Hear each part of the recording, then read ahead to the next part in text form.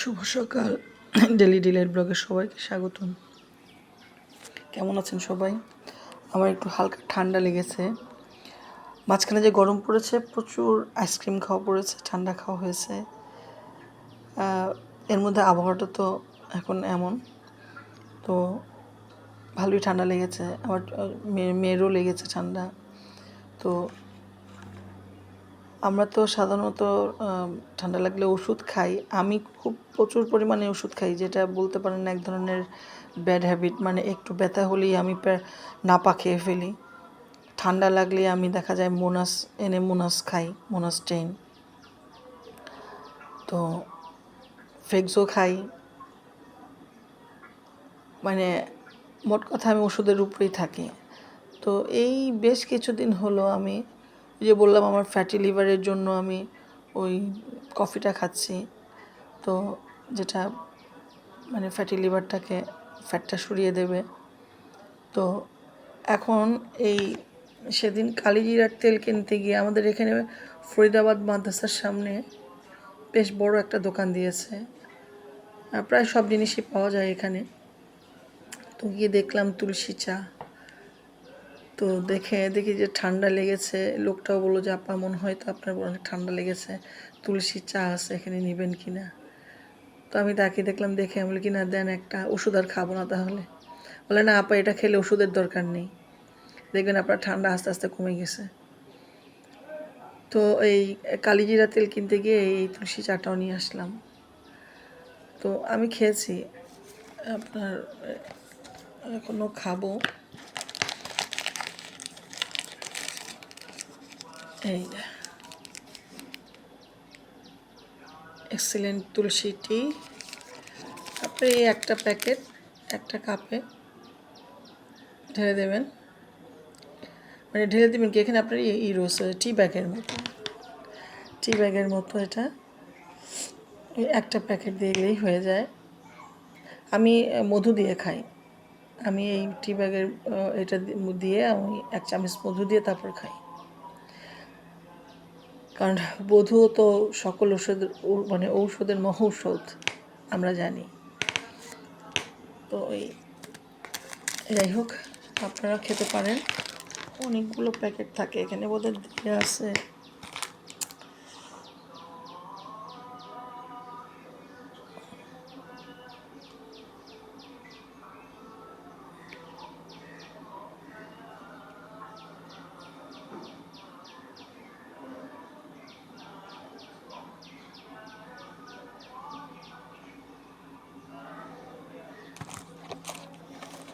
আমার কাছ থেকে আবার 10% ডিসকাউন্ট রেখেছে। এলাকার মধ্যে তো দোকান। যাই হোক, সকালের নাস্তাটা আমার হেল্পিং হ্যান্ড একজন যে ছিল, মানে যে নাকি সবসময় পার্মানেন্ট কাজ করে, সে চলে গিয়েছিল, তার মেয়ের বিয়ে দিয়েছে। প্রায় বলতে পারেন 1 মাসের উপরে ছিল না। তো যে আমাকে সাহায্য করেছে হেল্পিং হ্যান্ড, সে এখন অসুস্থ। তার জন্য দোয়া করবেন, আমাকে অনেক হেল্প করেছে। এই মহিলাটা হেল্প না করলে আমি চলতে পারতাম না। আমি অ্যাকচুয়ালি মানে আমার বিয়ের পর থেকে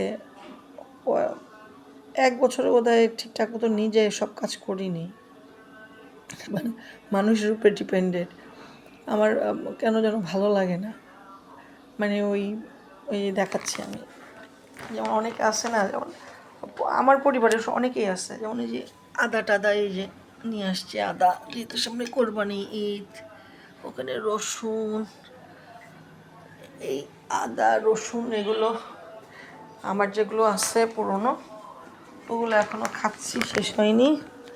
এগুলো করবে, তো এগুলো যে ছুলে দিব আমার ভালো লাগে না। তো ওই এক্সট্রা কিছু টাকা দিয়ে দিই, খুশি হয়ে আমাকে আদা রসুন এগুলো যা আছে সব রেডি করে দিবে। না, তাদেরকে দিয়ে আমি পেস্ট করাই না, আমি ব্লেন্ডারে পেস্ট করি। এত কষ্ট আমি মানুষকে দিই না, আমার দেওয়ার ইচ্ছাও নেই। মানে যতটুকু আমি না পারি অতটুকু তাদেরকে দিয়ে করাই, তারা খুশি মনেই করে। আর খুশিটুকু হচ্ছে তাদের যেহেতু আয় কম, আমি যদি একটা এক্সট্রা টাকা দিই, যেমন এই আদা রসুন বাবদ আমি তাদেরকে একটা এক্সট্রা টাকা দেব, এটা তারা খুশি হয়ে যাবে।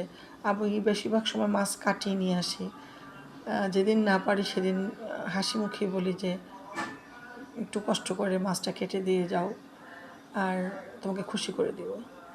ওলাপা লাগবে না, তারপর যখন দিই খুব খুশি হয়। তো আমার মতে প্রত্যেকটা মানুষ যার যতটুকু সামর্থ্য আছে একটু কিছু যদি এক্সট্রা বুয়াদের এই মান্থলি যে টাকাটা আমরা দিই তার বাইরে যদি কিছু একটু দেয়া যায়, ওরা কিন্তু অনেক প্রাণ দিয়ে কাজ করার চেষ্টা করে এবং এতটা ভালোবেসে কাজ করে কল্পনাই করা যায় না। আমি যেমন বাসায় যখন দুপুরে একা ভাত খাই, কিছু কথা শেয়ার করি। দুপুরে যখন একা ভাত খাই, আমার মেয়ে খায়, আমার ছেলে খায়। আগে তো ছেলে কন্টিনিউয়াসলি আরেক স্কুলে ছিল, স্কুল থেকে নিয়ে আসছি একই সাথে, কারণ আমার সমস্যা হয়ে যায় দুইজন দুই দিকে। আমার এই 6 বার যাতায়াত করতে হতো প্রত্যেকটা দিন, ওই যাতায়াতের উপরেই থাকতাম, রান্না করতাম রাত্রিবেলা। তো এখন আলহামদুলিল্লাহ এখন স্কুল থেকে চলে আসে 1:30 2টার মধ্যে। ওরা গোসল করছে, ভাত খাচ্ছে, টাইমলি একটু রেস্ট নিচ্ছে, তারপর টিচারের কাছে পড়ছে। আলহামদুলিল্লাহ। তো যেটা বলছিলাম, আমি ওরা ওদের মতো খায়, বেড়ে দিই, কিন্তু আমি একা ভাত খেতে পারি না, খুব খারাপ লাগে দুপুরবেলা। আর আমার যে হেল্পিং হ্যান্ড বুয়া, সেও সকালে একবার এই যে এখন কাজ করে দিয়ে গিয়েছে। এই যে এখানে সব নাস্তা রেডি আছে, নাস্তা সব রেডি করে গেছে। তো সকালে এসে আমাকে নাস্তা রেডি করে দেয়, আমাকে করতে হয় না। আলহামদুলিল্লাহ এখন একটু শান্তি পেয়েছি, কারণ সকালে যখন আসে তখন দেখা যায় যে হাজব্যান্ড যাবে অফিসে, ছেলে মেয়ে যাবে স্কুলে, ওদেরকে নিয়ে একটু দৌড়ের উপরেই থাকি। তখন নাস্তাটা যখন রেডি করে দেয় আমার খুব সাহায্য হয়। সকালে আসে, অনেক সকালে আসে, 7:10-20-এর মধ্যে চলে আসে। এই যে কাজ করে দিয়ে গেল, গুছিয়ে দিয়ে গেল।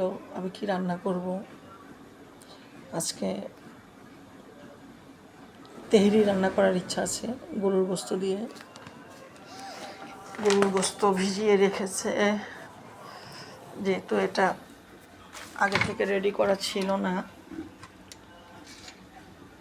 যে চাকচাক গোস্ত, এগুলো বরফ ছাড়লে কেটে ফেলবো।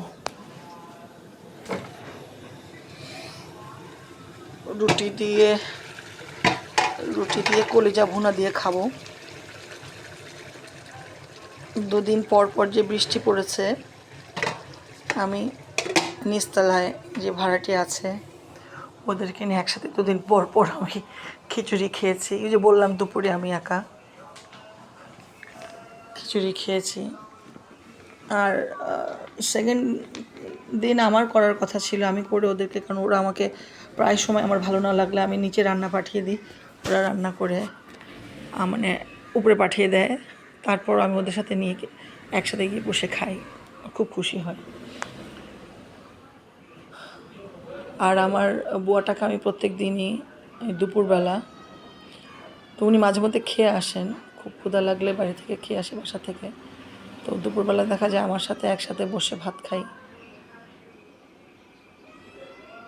তো তাদেরকে আসলে বেশি কিছু দিতে হয় না, যে গোস্ত প্রত্যেক দিন দিতে হবে না। তাদেরকে তো যদি আপনি একসাথে ভর্তা দিয়েও ভাত খান, তাকে পাশে নিয়ে বসে, এই বুয়াদের পাশে নিয়ে বসে, আল্লাহ তো বলেছেন যে তোমরা যেটা খাবে,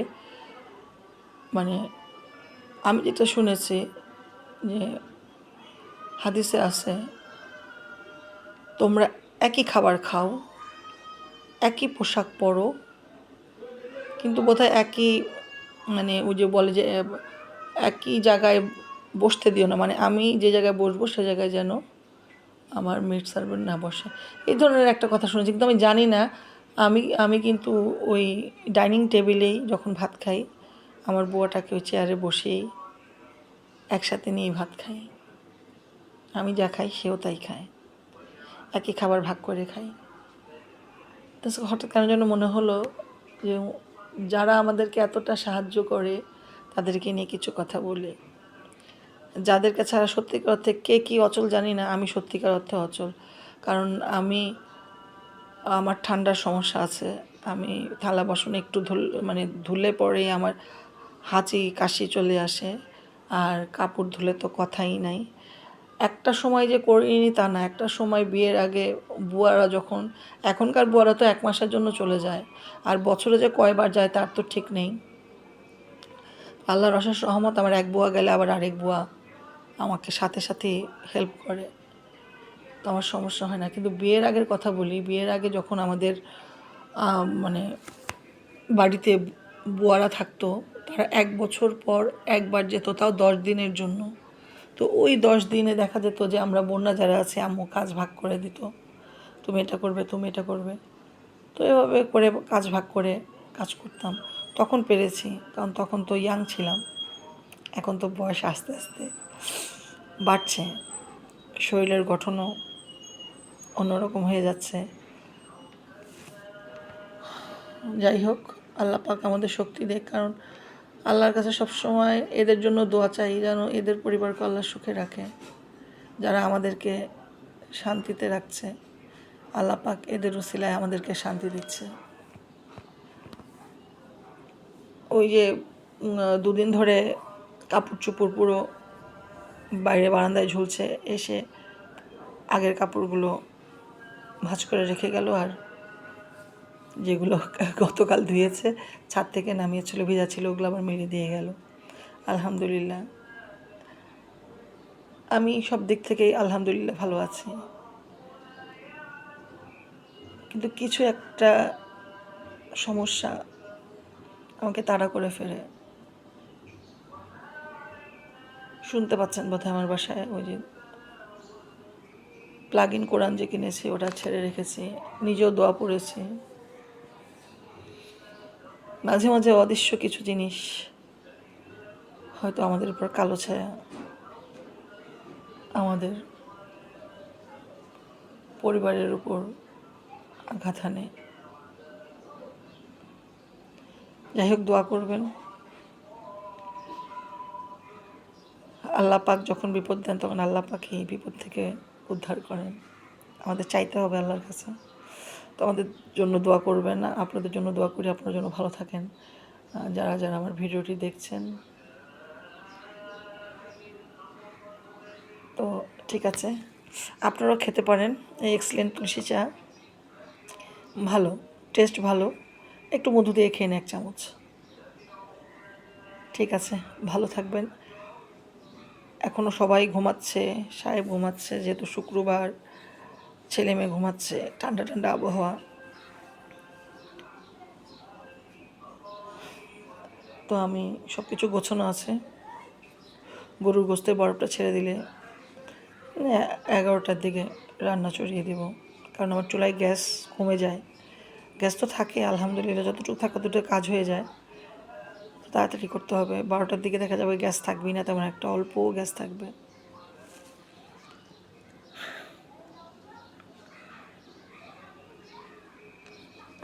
ঠিক আছে, আবার দেখা হবে, কথা হবে।